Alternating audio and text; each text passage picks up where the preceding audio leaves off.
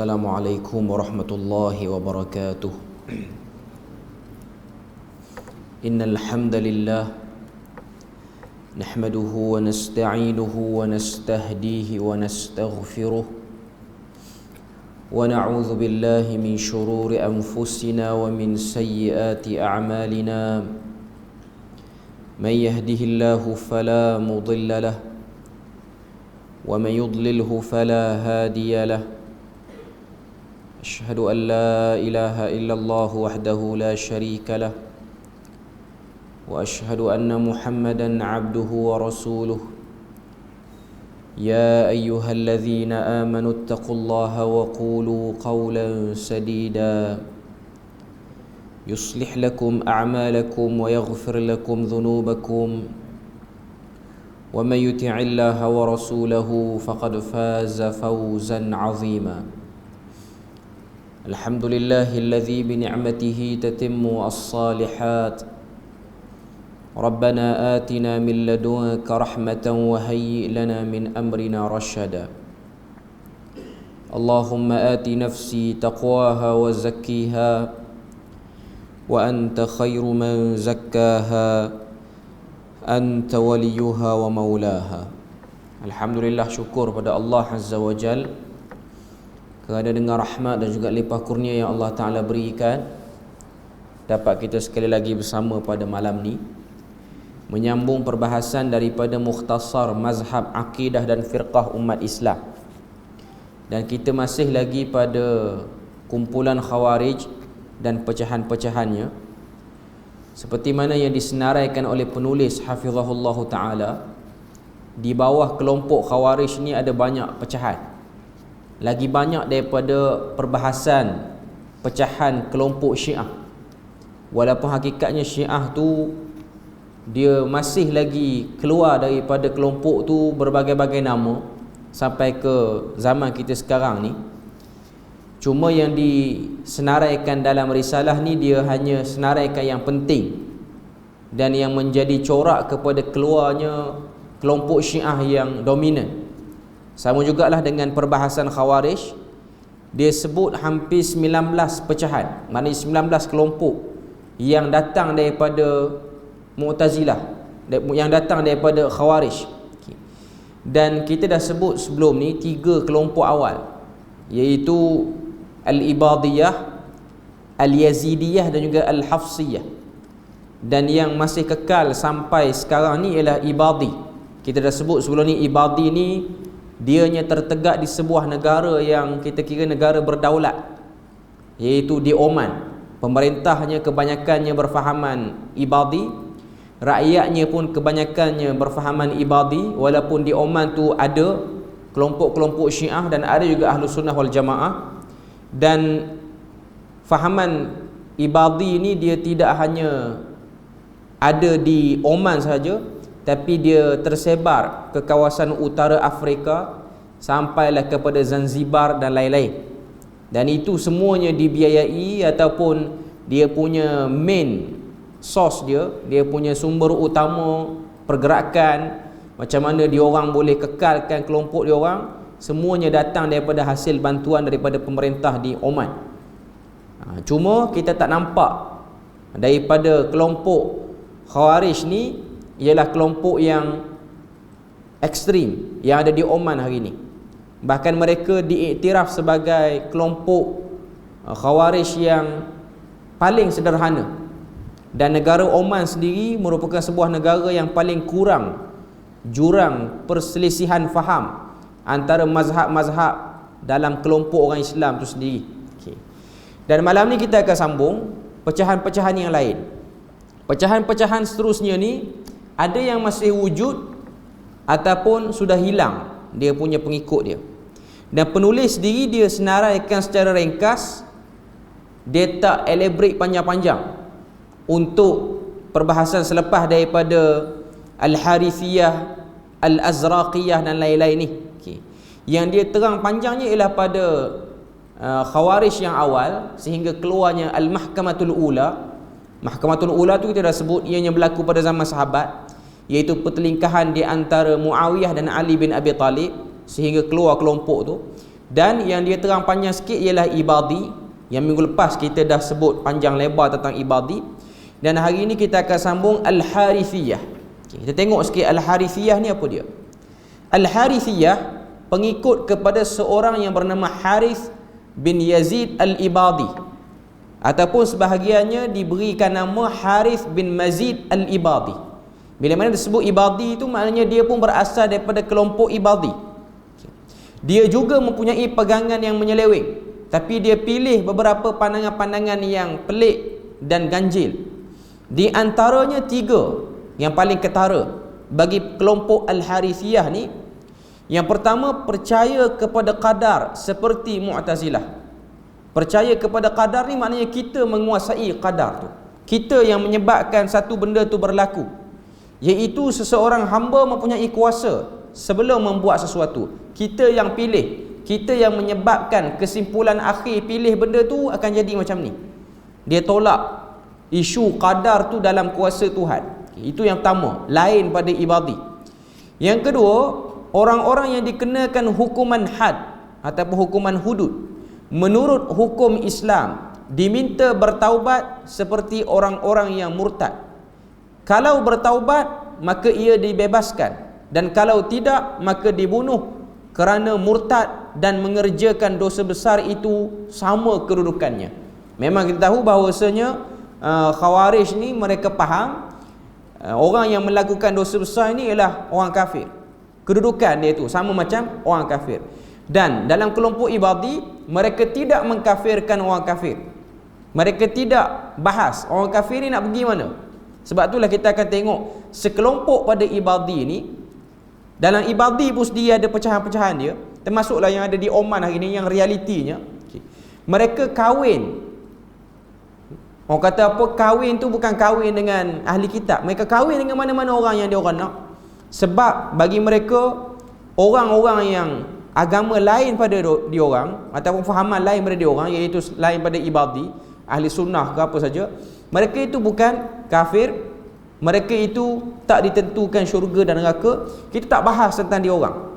Jadi itu fahaman sebahagian Ibadi yang ada pada zaman sekarang. Okay. Jadi itu 3 kepercayaan yang ada pada kelompok Al-Harithiyah. Ada tak ada dia punya pengikut ni, wallahu a'lam. Cuma kita nak tahu dari segi pecahan Khawarij tu berapa banyak. Salah satunya ialah Al-Harithiyah. Seterusnya yang kelima. Yang kelima ialah Al-Azariqah ataupun Al-Azraqah. Dua-dua boleh baca. Mereka ialah pengikut kepada Nafi' bin Azraq yang dianggap oleh pengikut mazhab Khawarij sebagai seorang mujtahid dan ahli pidato. Mereka ni dekat dengan sahabat. Mereka ni boleh jadi tabi'in ataupun tabi'ut tabi'in. Setelah berjaya membebaskan diri daripada penjara Ubaidillah bin Ziyad, salah seorang daripada pemerintah kerajaan Umayyah, dia bergerak dengan cergas sehingga dia mempunyai pengikut yang ramai.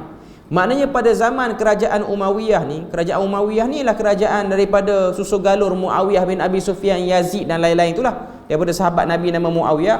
Mereka memerangi Khawarij. Mereka kejar dan cari Khawarij. Okay. Salah satu yang mereka tangkap ialah Nafi' bin Azraq ni. Nafi' bin Azraq. Okay.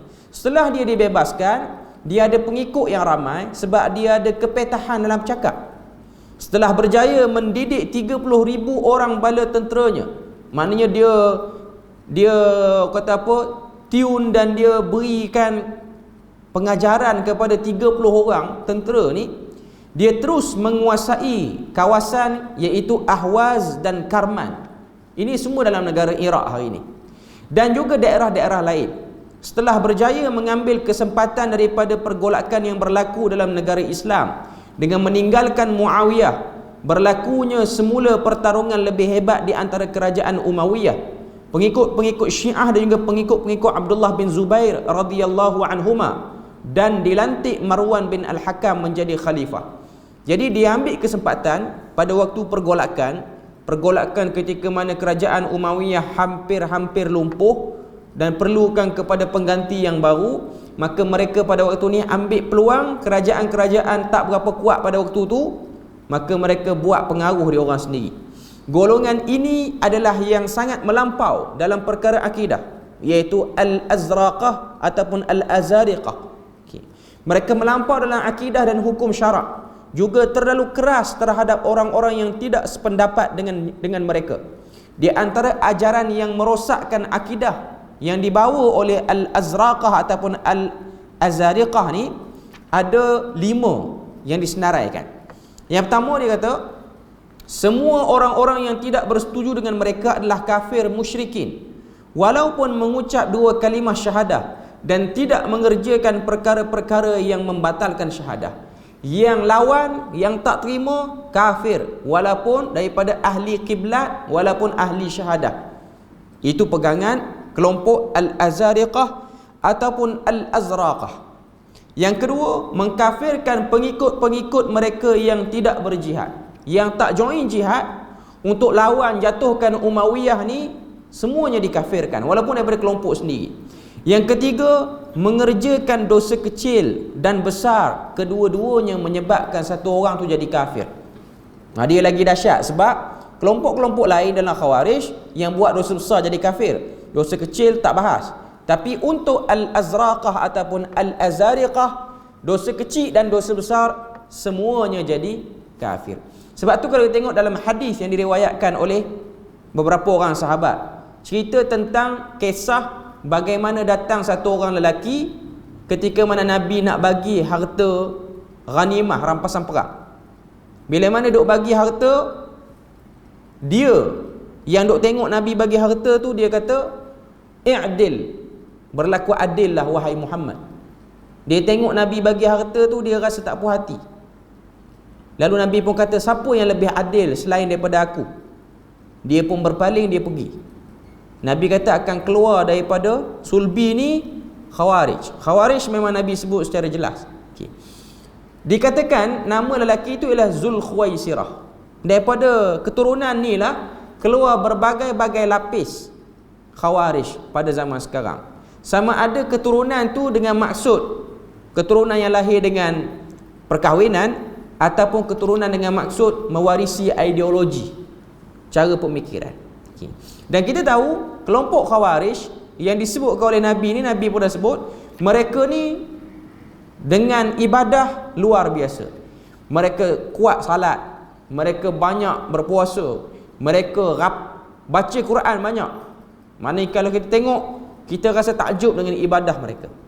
Cuma Nabi kata semuanya itu tidak melepasi leher mereka. Maknanya mereka tidak memahami dengan betul, dengan sebab mereka gopoh. Sikap mereka tu gopoh. Dalam erti kata lain, dengan bahasa yang lebih mudah, mereka tidak realistik dengan tempat dan zaman yang diorang duduk. Sebab tu diorang boleh keluarkan kenyataan-kenyataan yang dahsyat. Orang buat dosa besar, dosa kecil, kedua-duanya kafir. Okay. Yang keempat yang dipegang oleh Al-Azraqah ataupun Al-Azariqah ni, Ali radhiyallahu anhu adalah kafir. Itu yang mereka sebut. Begitu juga beberapa orang sahabat yang lain seperti Uthman, Az-Zubair, Talhah, Abdullah bin Abbas dan Aisyah radhiyallahu anhu, dan Abdul Rahman bin Muljam yang membunuh Amirul Mukminin Ali radhiyallahu anhu. Abdul Rahman bin Muljam ni seorang tabi'in. Dia yang telah diberikan kemuliaan oleh Umar Al-Khattab untuk jadi tukang ajar Quran, guru Quran lah di Mesir waktu pemerintahan waktu Amirul Mukminin Umar Al-Khattab, waktu dia hantar sahabat untuk membuka Mesir ni, antaranya jadi guru Quran di Mesir ni ialah Abdul Rahman bin Muljam. Mereka Al-Azariqah kafirkan. Yang kelima, ciri Al-Azariqah ni berijtihad dalam perkara yang ada nas sehingga menghalalkan yang haram, dan juga melakukan yang sebaliknya ataupun penyelewengan dalam hukum syariat. Di antaranya ialah memotong tangan pencuri daripada bahu. Kita tahu bahawasanya dia ada khilaf di kalangan para ulama tentang had satu orang yang curi ni, dia nak kena kerat tangan tu dekat mana. Ayat Quran sebut umum, as-sariqu was-sariqatu faqta'u aydiyahuma jazaa'an bima kasaba nakalan min Allah. Pencuri lelaki dan pencuri perempuan dipotong tangannya sebagai balasan atas kerja jahat yang dilakukan. Para ulama fiqh mereka berselisih pendapat tentang di manakah kadar potongan tangan. Jumhur mengatakan dia di antara sendi antara pergelangan tangan kita ni lah. Okay. Di situ dipotong. Tapi golongan Al-Azariqah, orang mencuri dia potong dekat mana? Bahu. Sini, daripada atas ni dia potong. Melampau. Over. Tujuan dia ialah untuk bagi orang takut. Bagi orang rasa gerun dengan dia orang. Sebab itulah kalau kita tengok dulu, bila mana keluarnya Daesh ataupun ISIS, ni ada sedikit pandangan berbeza lah. Okay. Kita tahu Daesh ataupun ISIS ni dia ada sejarah yang tersendiri bagaimana tertubuhnya dia. Terutamanya orang-orang yang belajar di Iraq, dia tahu cerita sebenar yang berlaku. Okay. Cuma setiap pertubuhan, bukan kata ISIS, Daesh sahaja, mana-mana pertubuhan yang menggunakan nama Islam, yang ada bawa semangat Islam ni, peringkat awal dia okey. Lepas pada tu lama kelamaan pengikut-pengikut bawahan ataupun bertambah pengikut baru, kadang-kadang pengikut yang baru ataupun pengganti kepada orang yang mula-mula asaskan kumpulan tu, dia ada sifat terlalu gopoh, terlalu bersemangat ataupun terlalu cuai sangat. Okay. Jadi dalam Daesh pun dia ada unsur yang sama.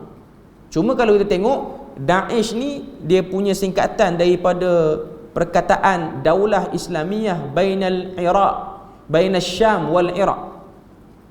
Kerajaan Islam di antara Syam dan Iraq. Itu yang mereka nak buat. Dan benda ni keluar bila mana berlaku revolusi di Syria. Sebelum pada tu pun dah berlaku. Sebenarnya sebelum daripada tu, zaman orang kata apa, Saddam Hussein dengan Amerika Syarikat, kumpulan ni dah ada. Kumpulan ni dah ada. Cuma dia tak establish secara baik lah. Okay. Waktu keluarnya, berlakunya revolusi Syria tu, ada keluar balik nama ni. Dan kemuncak yang diorang lakukan ialah diorang bakar satu orang pilot fighter jet untuk kerajaan Jordan. Dia buat video tu dia tangkap elok, dan akhirnya dia bakar, dia letak dalam satu sangkar, dia bakar hidup-hidup. Dan diorang menggunakan fatwa-fatwa beberapa para ulama yang dibaca dengan hanya surface sahaja. Sebab itulah Syekhul Islam Ibn Taymiyah disalah anggap fatwanya bila mana digunakan oleh kelompok yang gopoh macam ni. Itu benda yang kita kena tahu. Ekoran daripada tu, kerajaan Jordan, waktu tu saya duduk ada lagi di sana, haramkan buku-buku Ibn Taymiyah. Dia macam di Malaysia lah, bila mana tengok ada beberapa nas yang mensabitkan Allah Azza wa Jal dengan apa yang disebut dalam Al-Quran secara literal, maka akan ada orang tak selesa. Contoh, mensabitkan bagi Allah tu ada tangan, tapi tangan bukan sama dengan makhluk. Mensabitkan bagi Allah itu istiwa di atas arash. Jadi benda-benda ni dia sensitif di Malaysia kalau sebut. Okay. Walaupun kita terjemah daripada nas para ulama yang lama. Jadi ada beberapa orang yang gopoh, yang tak sempat nak buat kajian apa-apa, dia kira ada kuasa, dia nak haramkan, tiba-tiba dia haramkan. Yang dia haramkan tu ialah karya ulama seperti Imam Az-Zahabi. Tapi orang kata apa, kitab buku 76 dosa besar tu dia baca. Ustaz yang sama haramkan, ustaz yang sama juga buat kuliah buku tu. Dia tak tahu yang Imam Az-Zahabi cakap kat lain bunyinya, cakap kat lain pula keadaan dia. Okay. Dan akhirnya benda tu dimasyhurkan. Siap Sultan baca lagi, buku tu tak nak ada di negeri dia. Sultan tak tahu sebab Sultan terima nasihat daripada penasihat dia saja. Okay. Jadi di Jordan pun berlaku benda yang sama, tapi dia ada kebangkitan. Para ulama di Jordan perbetul balik. Sehingga pemerintah Jordan ni dia tarik balik benda tu. Bukan salah Ibn Taymiyah. Salahnya orang salah faham. Saya selalu sebut benda ni. Orang dia baca teks orang lain dengan nada yang berbeza-beza. Bila mana dia baca teks dengan nada berbeza, menyebabkan orang yang dengar pun dia faham berbeza. Satu orang yang agresif, dia bagi pun, kita bagi pada dia teks yang lembut, dia nak baca dengan cara tone suara tinggi, kita akan nampak orang yang karang tu, orang yang tulis teks tu sebagai orang yang agresif, orang yang bengis, sebab dia baca dengan tone tinggi. Tapi kalau orang yang tulis tu bersemangat, tapi yang baca tone tu tone lembut, orang akan nampak penulis tu sebagai orang yang lembut. Itu saja beza dia. Okay. Cuma nak sebutnya ialah kelompok-kelompok ISIS ni dia ada semangat. Dia macam Khawarij. Sebab itulah mereka, sebahagian para ulama menyenaraikan ISIS ni dia ada fikrah Khawarij. Cuma orang salah faham. Orang kata, ada orang faham dia kata ISIS ni ialah Khawarij secara literal terus. Okay. Dia ada satu sikap Khawarij, iaitu dia tak sabar. Dia masuk satu kawasan, dia boleh tawan kawasan tu, dia kalut nak buat hukum hudud secepat mungkin, walaupun keadaan tidak aman pada waktu itu. Adalah pro and contra bagi orang-orang yang duduk di tempat tu, ada yang sokong, ada yang tak sokong. Cuma saya nak kata, apa yang kita duk baca ni, Al-Azraqah ataupun Al-Azariqah ni, dia pun ada poin yang sama. Dia kira nak hentam, kita dapat kawasan tu, kita nak buat, kita nak bagi contoh pada orang-orang lain yang perintah kawasan ni, cara dia orang perintah tu tak betul, salah. Dia di Malaysia ni, tuan-tuan tengok, antara yang ada pemikiran macam ni, siapa dulu? Al-Ma'unah, Bukit Sauk, Kuala Kangsar. Dia bukan nak Islam tu, cuma dia tak sabar, lambat, tunggu pilihan raya tak jadi, kena pakai kaedah beli senjata sendiri, kita ambush mana-mana gedung senjata ni, kita buat, kita tekan. Kalau tak buat cara ni, orang tak dengar suara kita. Itu yang nak dimaksudkan. Okay. Dan sebab tu para ulama dia takrifkan Khawarij ni ialah kelompok yang keluar melawan pemerintah secara bersenjata. Macam kelompok-kelompok ni lah. Okay. Dan yang ada di Oman tu, dia bukan duduk dalam kelompok Khawarij yang umum di isu lain. Dia hanya minat pada tokoh Khawarij, tapi dia tak ambil sikap Khawarij tu. Cuma bila mana kita sebut Oman ni negara ibadi tu Khawarij, ada orang dia takut nak pergi Oman. Sedangkan negara Oman ni lah negara yang paling kurang jurang selisih faham di antara orang Islam, dan antara negara Arab yang paling bersih berbanding negara-negara Arab yang lain. Dan orang dia lebih santun lah berbanding, taklah kata dia paling santun, tapi paling mudah kita buat urusan sejak beberapa tahun ni. Bukan daripada dulu, sejak beberapa tahun, sejak Sultan Qaboos yang meninggal. Sultan Qaboos tu dia punya raja dia lah, meninggal tu dia ada buat beberapa pembaharuan di negara Oman. Dan beberapa tahun yang akhir ni dia macam dah macam rakyat dia macam efisien, dia macam nak tengok UAE, nak tengok Qatar, nak tengok negara-negara teluk yang lain. Walaupun dulu Oman dia agak terkebelakang, saya ingat tahun 2012, waktu tu belum ada lagi seruan nak naikkan Oman oleh kerajaan dia. Sebab tu saya ingat waktu tahun 2013 saya balik Malaysia, 2012 first year saya di Jordan, kita balik Malaysia transit di Oman. Tuan-tuan pun tahu Oman Air kan. Oman Air sekarang ni dah okey lah, dah okey. Waktu tu dah dengar berita naik flight Oman Air ni, antara kemungkinan yang akan berlaku, kita sampai beg bagasi tak sampai, duduk ada di Oman lagi. Kita duduk seriau dah, tinggal beg tu dengan makanan-makanan basah pun ada. Akhirnya apa yang dibimbangi berlaku betul pada saya. Seminggu baru sampai beg tu. Lepas tu naik tahun kedua, naik Qatar Airways, dia laju terlebih.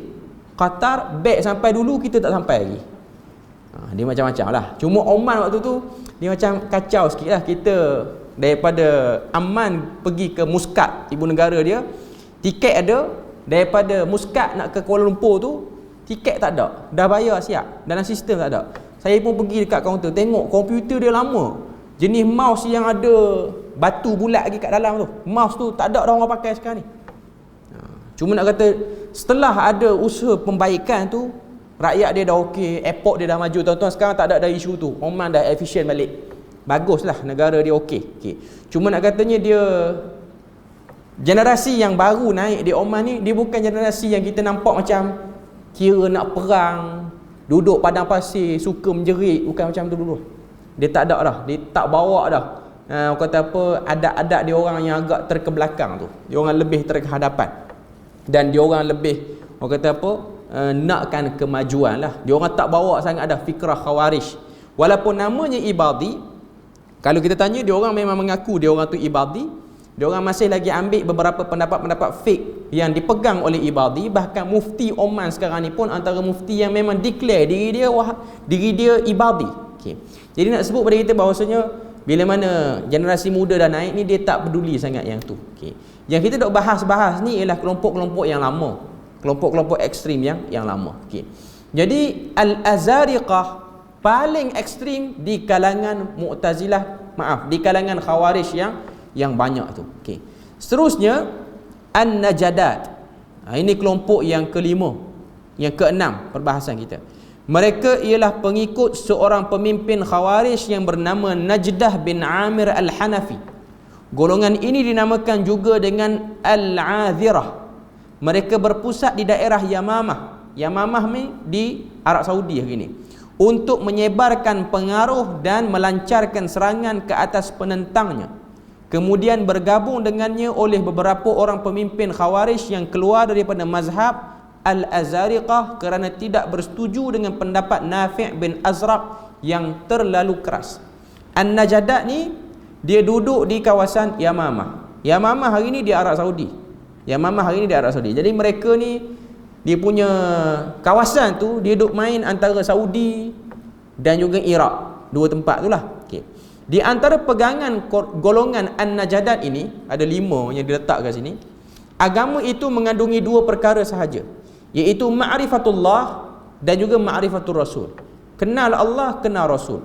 Yang kedua, harus ijtihad dalam perkara hukum, dan sesiapa yang ijtihadnya membawa kepada menghalalkan yang haram dan mengharamkan yang halal, maka dia diuzurkan.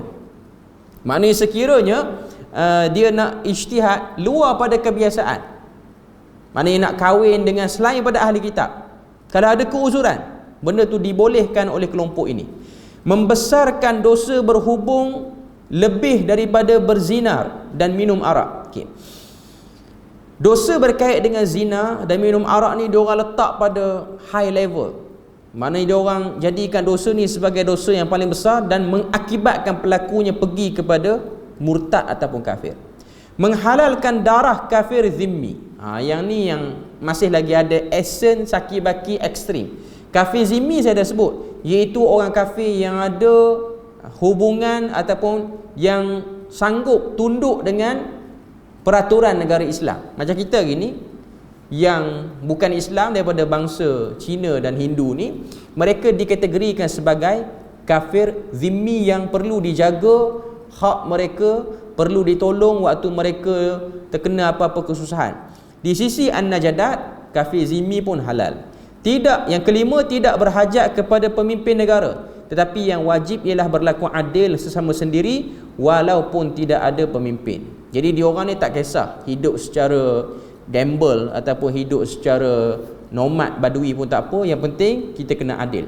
Khalifah Abdul Malik bin Marwan menghantar surat kepada Najdah dengan hujah-hujahnya dan mengajak dia bertaubat. Akhirnya Najdah bertaubat, tetapi dia dibunuh oleh Abu Qadiq Abdullah bin Qais At-Taghlabi kerana dianggap menyeleweng.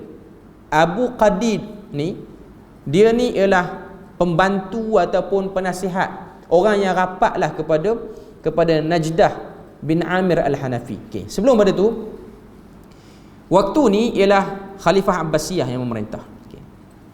Menjadi satu kewajipan pada khalifah ataupun pada pemerintah yang sah, terutamanya pemerintah Islam, bila mana berlaku kesesatan, dia perlu jelaskan kesesatan tu, dia kena panggil yang sesat tu, dia kena berhujah dengan yang sesat tu. Itu apa yang disebut dalam kitab-kitab fiqh dah lama dah. Termasuklah kita sekarang ni pun, bila mana berlaku kecelaruan dalam masyarakat, kelompok-kelompok yang tak tahu sesat tak sesat, betul tak betul, yang memegang kuasa paling tinggi untuk menguruskan benda ni ialah pemerintah. Macam kita ni, raja dan juga sultan negeri-negeri, mereka lah yang memiliki kuasa yang paling besar untuk meleraikan segala salah faham, silap faham yang berlaku.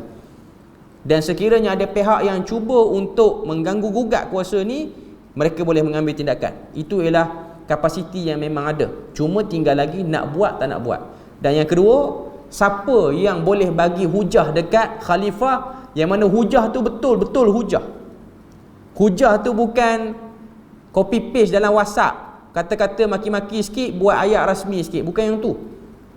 Yang nak sini ialah hujah. Tengok bagaimana Khalifah Abdul Malik bin Marwan ni, dia ada penasihat yang elok, dan akhirnya dia hantar hujah tu. Hujah tu berjaya memujuk ketua An-Najadat ni, Khawarij ni, tapi dibunuh oleh kawan sendiri. Seterusnya golongan ini berpecah kepada dua kelompok, iaitu kelompok Al-Atawiyah, iaitu pengikut Atiyah bin Al-Aswad, dan juga kelompok Al-Fadakiyah, iaitu pengikut kepada Abu Qadid ataupun Abu Fadik.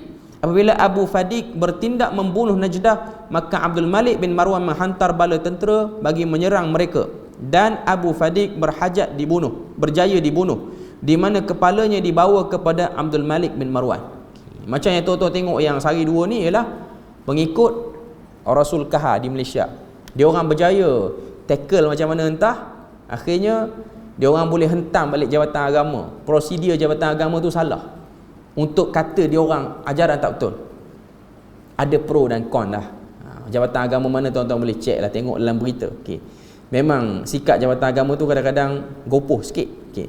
Cuma saya nak katanya ialah kerana kurang kuasa yang diberikan ataupun kurang sensitivity, jadi kelompok-kelompok yang sesat ni dia memang boleh ambil kesempatan. Dan memang dalam dalam apa yang saya dengar lah, pengikut Rasul Kahar ni bukan daripada kalangan orang-orang biasa, orang-orang yang ada kedudukan, orang-orang yang profesional, orang-orang yang reti undang-undang, orang-orang yang pandai kecoh akta-akta undang-undang tu.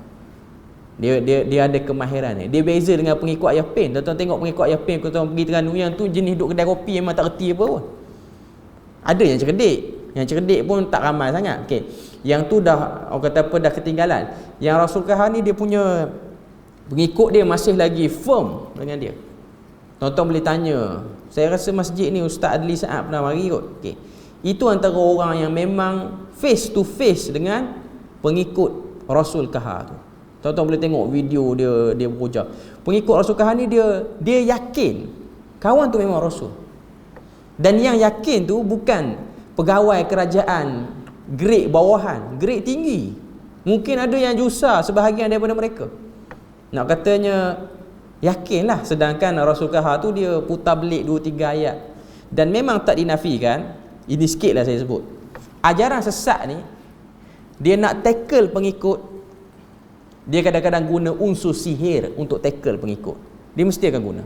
Benda tu tak dapat dinafikan, sama ada sihir kuat ataupun sihir tak kuat, tapi mesti akan guna. Tak semua, tapi bila mana dia dah nampak dia boleh buat pengaruh yang luas, maka ini ialah satu preparation. Takut ada pengikut yang belot, maka ini akan dijadikan sebagai benteng untuk cover, supaya dia orang sentiasa boleh bertahan di mana-mana tempat yang dia orang ada. Mana-mana je lah, ajaran sesat yang mana-mana pun. Termasuk juga ada sebahagian tarikat-tarikat yang menyeleweng pun buat benda yang sama. Tak semua tarikat, tapi sebahagiannya buat benda yang sama juga. Okay. Seterusnya, selepas daripada An-Najdat, yang ketujuh, As-Safariyah. Mereka ialah pengikut kepada Ziyadah bin Al-Asfar. Setengah ulama' menamakan dengan Ziyadah bin Sifar, dan setengah ulama' lagi berkata namanya ialah Ziyad bin Al-Asar. Berkata pula setengah ulama' perkataan As-Safariyah daripada Al-Asfar, yang bererti warna kuning, kerana mereka kuat beribadah sehingga pucat kekuningan. Sebab dia orang ni banyak puasa, jadi nampak macam kurang darah dalam badan. Kumpulan ini lahir di zaman pemerintahan Yazid bin Muawiyah.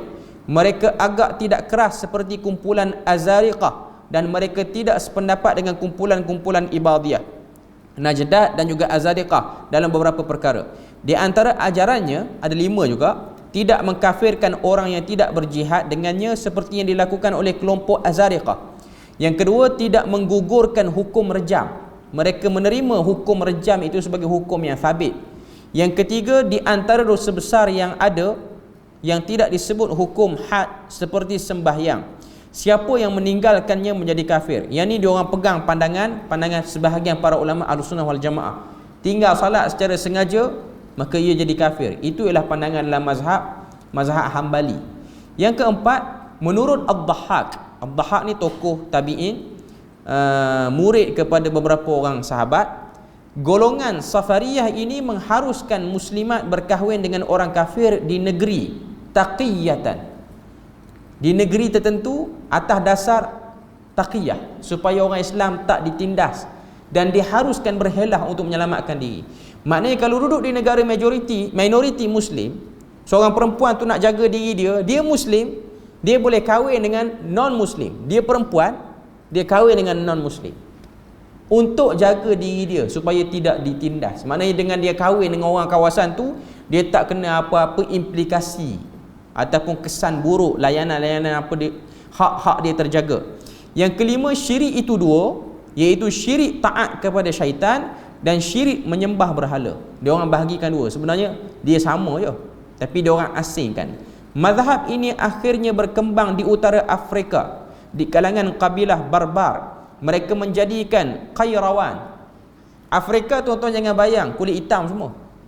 Afrika ni ada yang kulit cerah. Okey. Barbar ni merujuk pada satu kawasan di antara Spain dan juga Morocco. Sebab tu Morocco hari ni, Maghribi, mereka menggunakan dua bahasa dalam percakapan. Satu bahasa Arab rasmi, tulisan dia orang semua bahasa Arab. Yang kedua dia panggil bahasa Barbar, campuran. Dia bunyi nak macam Spain tapi ada perkataan-perkataan Arab dia. Mereka menjadikan Qairawan ni satu tempat di Maghribi sebagai pusat gerakan. Kemudian mereka mempengaruhi ketua-ketua kabilah. Tetapi pada tahun 298 Hijrah, mereka telah diserang oleh golongan Syiah dan pengaruh mereka pun hilang. Qairawan ni satu tempat yang hebat lah. Antara tempat yang ada universiti tertua di dunia, iaitu Universiti Qarawiyyin.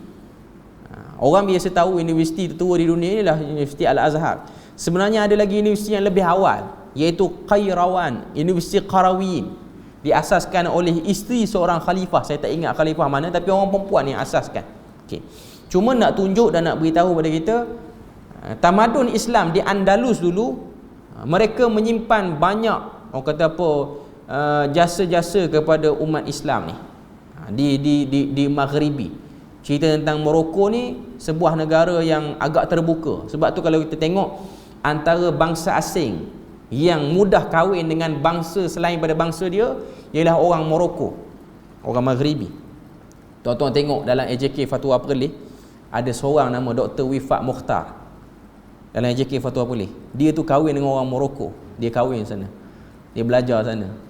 Dia memang kahwin, dia orang Pahang, kahwin dengan orang Morocco. Orang Morocco ni memang mudah, bukan mudah nak tackle, cuma nak katanya dia macam tak macam kabilah Arab yang lain. Orang-orang Arab lain ni, dia orang Melayu nak kahwin dengan bangsa dia orang banyak perkiraan. Ada yang dapat, cuma dia jarang. Morocco ni normal. Dia orang biasa. Dan perceraian yang berlaku di kalangan dia orang pun, dia orang tak kecoh macam orang Malaysia kita ni. Dia orang tak nampak macam teruk sangat. Bukan nak kata cerai tu bagus, cuma nak kata negara dia orang, dia bukan isu sensitif sangat benda tu. Maknanya lepas pada bercerai, bertemu balik dengan pasangan yang lama tu, dia orang tak nampak macam nak bergaduh apa semua. Itu normal bagi kelompok dia orang. Okey. Itu ialah sikap orang Maghrib, orang Morocco. Sebab mungkin dia dekat dengan Spanyol, mungkin pengaruh-pengaruh orang kata apa, pengaruh cara hidup orang barat tu kadang-kadang menyebabkan dia orang lebih terbuka. Tapi di Morocco ni ialah negara yang kata apa, yang berbagai-bagai dia punya budaya dia. Lain macam sikit lah. Pertama, pengamalan fiqh di sana ialah fiqh Maliki. Dia pakai mazhab Maliki. Yang kedua, bacaan Quran dia menggunakan qiraat Warsh. Sebab tu kalau tuan-tuan tengok imam-imam daripada Morocco yang pakai jubah jenis ada hoodie belakang tu, baju belang-belang tu, bacaan dia memang lain sikit daripada kita. Sebab kita pakai Hafs an Asim. Warsh ni saya ingat belajar qiraat zaman hafal Quran dulu. Warsh ialah bacaan yang paling panjang mat dia. Mat asli pun dia ambil yang 4 harakat, dia tak ambil yang 2. Jadi orang yang nak baca dengan qiraat Warsh ni, dia kena ada nafas yang panjang. Sebab dia memang orang kata apa, ambil mat tu semua mat yang mushbih, iaitu yang 6 harakat semua. Jadi bacaan dia menarik lah, kita dengar tu menarik lah. Orang yang belajar Morocco ni dia ada kelainan lah, sebab fiqh dia fiqh Maliki, bacaan Quran dia Warsh. Second language dia, bahasa kedua dia ialah bahasa kata apa, bahasa Spanyol kalau saya tak silap. Okey. Maknanya dia bukan macam negara-negara Arab lain second language dia lah bahasa Inggeris. Macam kita Malaysia ni English British lah. Tengok pada siapa yang jajah dia. Okey. Jadi itu budaya di Morocco dan kelompok As-Safariyah ni mereka berpusat di situ. Tapi akhirnya hilang. Kemudian seterusnya yang ke-8 Al-Ajaridah. Mereka ialah pengikut kepada Abdul Karim bin Ajrat ataupun sebahagiannya baca Ujrat, yang pada mulanya menjadi pengikut Atiyah bin Al-Aswad Al-Hanafi. Kemudian dia mempunyai pendapatnya dan mengumpulkan pengikut. Ada juga ulama yang menyatakan bahawa Abdul Karim pernah menjadi pengikut Abu Bayhish, tetapi akhirnya bertelingkah dengannya. Di antara ajarannya ialah ada 4 yang diletak sini, menafikan surah Yusuf daripada Al-Quranul Karim. Menurut mereka surah Yusuf hanyalah satu kisah sahaja. Kerana di dalamnya ada perkara-perkara fasik, maka ia tidak termasuk daripada Al-Quranul Karim. Okey. Dipelik sikit.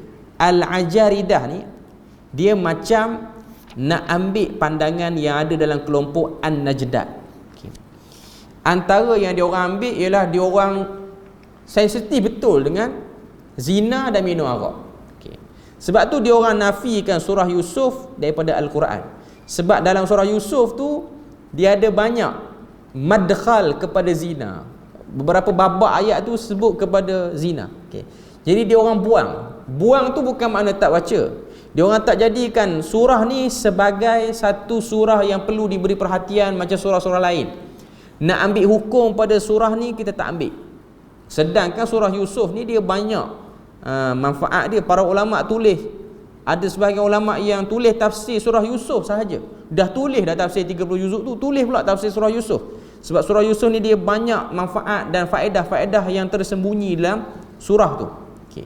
Jadi kelompok ni, iaitu kelompok Al-Ajaridah ni, dia buang surah tu. Dia tak jadikan surah tu sebagai bahagian pada Al-Quran. Yang kedua, kanak-kanak orang musyrikin masuk neraka bersama ibu bapa mereka.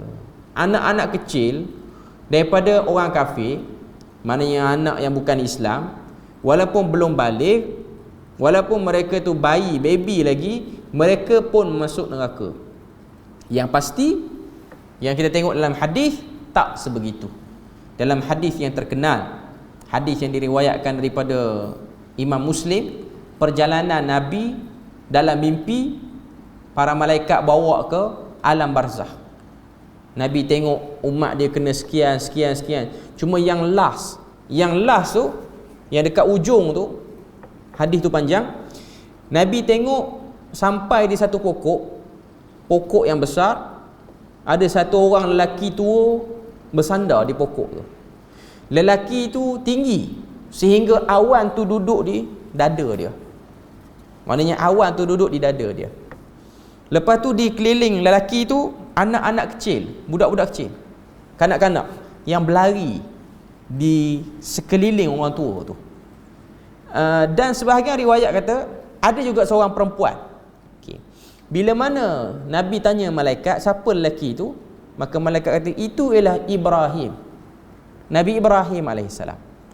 Yang mana Nabi Ibrahim ni dia menjaga anak-anak yang kecil yang mati sebelum usia balik, sama ada mati dengan sebab keguguran, peramatang, ataupun dah lahir umur tak sampai usia balik dia mati, maka mereka berada di stesen tu sekarang ni sebelum ke syurga. Dan mereka tu bahagian daripada ahli syurga. Sahabat tanya, adakah anak orang Muslim saja? Nabi kata tak, anak orang Muslim termasuk juga anak orang kafir pun situ. Maknanya itu ialah tempat. Dan perempuan yang ada sekali itu dikatakan ialah Sarah, isteri pada Nabi Ibrahim. Para ulama bincang, kenapa Nabi Ibrahim yang kena jadi satu orang yang kena jaga anak-anak kecil ni? Okay. Kerana Nabi Ibrahim ialah Nabi yang diuji oleh Allah Ta'ala nak dapat anak dalam tempoh yang sangat lama. Sangat lama nak dapat anak. Okay. Sebab dia kahwin dengan Sarah lama, sehingga dia kahwin dengan Hajar baru dapat anak. Dapat anak pula kena tinggal. Bukan boleh duduk tengok membesar depan mata, kena tinggal lagi. Okay. Jadi ini ialah satu kemuliaan yang Allah Ta'ala berikan kepada Nabi Ibrahim alaihissalam. Selain daripada itu, jagaan Nabi Ibrahim itu menunjukkan kemuliaan kepada ibu bapa yang ada anak seperti ini. Itu kemuliaan. Maknanya ianya ialah satu petanda awal kepada peluang untuk ibu dan bapa ni ada bahagian dia untuk dia dapat kelayakan ke syurga tu, dengan sebab ada anak-anak yang mati sebelum daripada usia baligh ni. Okey. Seterusnya, yang ketiga, mengerjakan dosa besar menjadi kafir.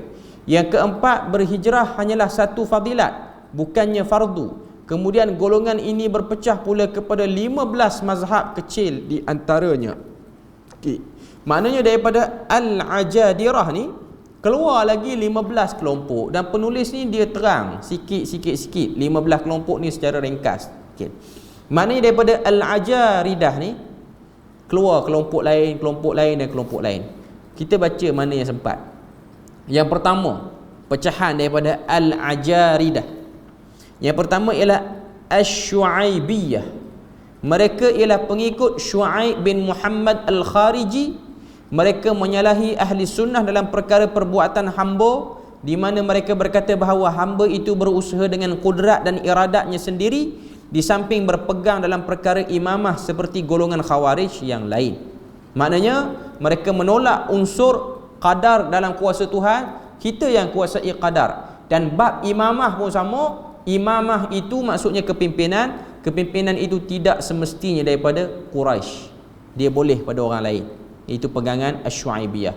Kemudian As-Saltiyah, mereka ialah pengikut Uthman bin Abi Salt, atau dikenali juga dengan As-Salt bin Abi Salt.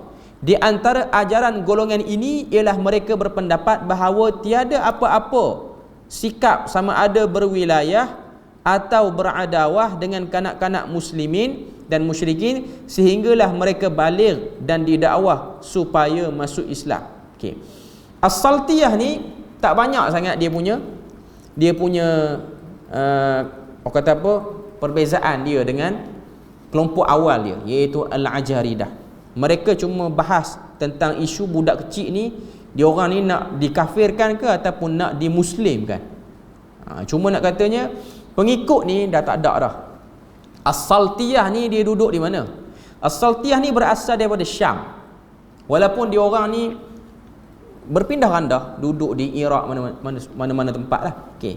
Cuma dia orang ni datang daripada Syam. Sebab tu kalau tuan-tuan pergi ke Jordan ada satu tempat nama dia Salt. Eja dalam bahasa ni, dia eja dalam Rumi ni S-A-L-T. Dalam bahasa Inggeris maksud dia garam lah. Salt tu. Okay. Tapi tempat dia nama As-Salt. Antara tempat yang dia macam orang kata apa, dia tempat pelancongan di Jordan, sebab di situ dia banyak kesan peninggalan Turki Uthmaniyah, bandar-bandar lama di Jordan ni. Cantik lah dia punya orang kata apa, bank dia pun bentuk macam zaman lama. Dia bukan bank tu tak renovate, dia renovate tapi dia buat macam lama. Kalau Malaysia ni macam Melaka lah kot, dia punya rumahnya lama, dia dikekalkan dengan macam tu. Cuma ada nama tempat, pengikut kawasan tu bukan lagi Khawarij, nama tempat tu sahaja. Kemudian Al-Maimuniyah, mereka ialah pengikut Maimun bin Khalid. Di antara ajaran golongan ini ialah bahawa qada dan qadar itu daripada hamba.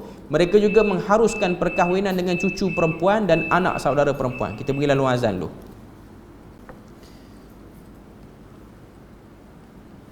Okey, kita sambung sikit lagi Al-Maimuniyah ni. Mengikut kepada Maimun bin Khalid, pecahan kepada Al-Ajaridah. Al-Ajaridah iaitu pengikut kepada Abdul Karim bin Ajrat. Maimun bin Khalid, antara apa yang dia dakwa dalam ajaran dia, mengharuskan perkahwinan satu orang lelaki dengan cucu perempuan dan anak saudara perempuan. Jadi benda yang dia haruskan ni ialah benda yang dalam nas dilarang lah. Bila mana kahwin dengan cucu perempuan, itu ialah benda yang dilarang. Termasuk juga dengan anak menakan perempuan ialah benda yang dilarang. Cuma nak katanya ialah benda-benda ni dia keluar sebab apa? Sebab tak reti nas ke ataupun macam mana? Tak. Sebenarnya keinginan daripada orang yang asaskan tu, dia nak, dia bolehkan lah. Dan dia terhadkan boleh tu siapa yang boleh? Mungkin dia pengikut-pengikut yang dekat. Okay. Dan itulah tabiat manusia di mana-mana tempat pun, di mana-mana bangsa pun yang Islam ni, dia akan ada dua sifat ni, iaitu sifat terlalu cuai ataupun terlalu agresif. Agresif pun masalah, cuai pun masalah. Cuma Khawarij ni mereka bukan golongan malas ibadat. Dia sama je Syiah. Syiah pun kata golongan yang ibadat dia dahsyat. Kalau tuan-tuan tengok dalam nas Syiah, apa yang dia orang kena buat dalam solat dia orang banyak, zikir dia orang pun semua banyak. Okey, maknanya mereka bukan malas ibadah. Jadi sekarang ni isunya bukan kurang buat ibadat orang tu jadi jahat. Kadang-kadang orang yang banyak buat ibadat pun kalau dia nak jahat, dia ekstrim, dia boleh ekstrim. Ianya ialah pada sikap satu orang, cara fikir orang tu. Kalau dia agresif, dia akan merosakkan orang tu, walaupun luarannya nampak macam ahli agama. Okay. Jadi itulah perbahasan kita pada malam ni. InsyaAllah kita akan sambung lagi pecahan-pecahan lain dalam Khawarij ni, masih lagi banyak. Moga Allah Ta'ala beri rahmat dan berkat. Subhanakallahumma wa bihamdik, asyhadu an la ilaha illa anta wa astaghfiruka wa atubu ilaik. Wassalamualaikum warahmatullahi wabarakatuh.